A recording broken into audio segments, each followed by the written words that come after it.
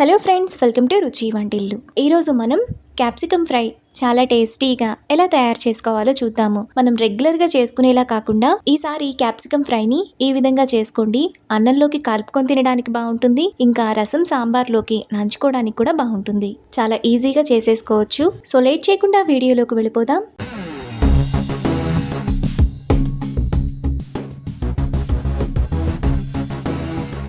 ముందుగా capsicum fry చేసుకోవడానికి ఒక బౌల్ తీసుకొని అందులో 2 టేబుల్ స్పూన్ల శనగపిండి,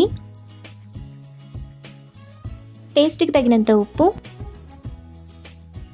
1/2 టీ స్పూన్ పసుపు, 1/2 టీ స్పూన్ కారం, 1/2 టీ స్పూన్ ధనియాల పొడి, కొద్దిగా నీళ్లు పోసుకొని ఉండలు లేకుండా పల్చగా కలుపుకోవాలి.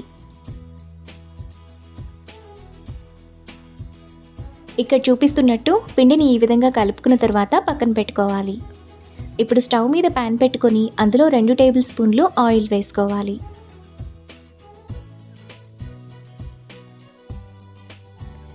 ఆయిల్ వేడైన తర్వాత 1 టీ స్పూన్ ఆవాలు జీలకర్ర వేసుకొని ఫ్రై చేసుకోవాలి. ఆవాలు చిటపట్లాడిన తర్వాత సన్నగా తరిగిన ఒక పెద్ద ఉల్లిపాయ, కొద్దిగా కరివేపాకు వేసుకొని మీడియం ఫ్లేమ్లో ఉల్లిపాయలను బాగా ఫ్రై చేసుకోవాలి.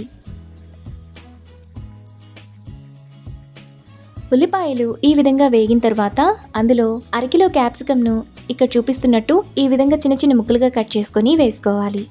ఇప్పుడు టేస్ట్కి తగినంత ఉప్పు వేసుకొని ఒకసారి కలుపుకోవాలి. ఇలా కలుపుకున్న తర్వాత మూత పెట్టుకొని మధ్యలో కలుపుతూ క్యాప్సికమ్ను మగ్గనివ్వాలి. క్యాప్సికమ్ సగం పైన మగ్గిన తర్వాత అందులో ముందుగా మనం కలిపి పక్కన పెట్టుకున్న శనగపిండిని ఇక్కడ చూపిస్తున్నట్టు ఈ విధంగా వేసుకోవాలి. ఇప్పుడు మళ్ళీ మూత పెట్టుకొని 2 నిమిషాల పాటు సిమ్ ఫ్లేమ్లో ఉంచాలి. 2 నిమిషాల తర్వాత శనగపిండి ఈ విధంగా ఉడికిపోతుంది. ఇప్పుడు ఈ శనగపిండి అంతా క్యాప్సికంలో కలిసేలా 2 నిమిషాల పాటు హై ఫ్లేమ్లో కలుపుకోవాలి. 2 నిమిషాల తర్వాత శనగపిండి కూడా క్యాప్సికంలో బాగా వేగిపోతుంది. ఇప్పుడు 1/2 టీ స్పూన్ పసుపు, 2 టీ స్పూన్ల కూరల్లో వేసుకునే కారం, 2 టేబుల్ స్పూన్ల పచ్చి కొబ్బరి తురుము కానీ ఎండు కొబ్బరి తురుము కానీ వేసుకొని మరో నిమిషం పాటు మీడియం ఫ్లేమ్లో ఫ్రై చేసుకోవాలి.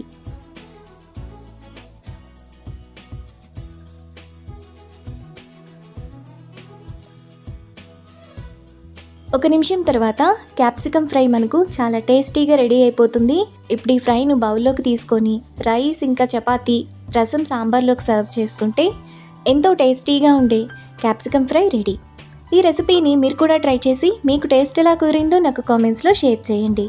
ఈ వీడియో కనుక మీకు నచ్చినట్లయితే లైక్ చేసి, షేర్ చేసి, సబ్స్క్రైబ్ చేయండి.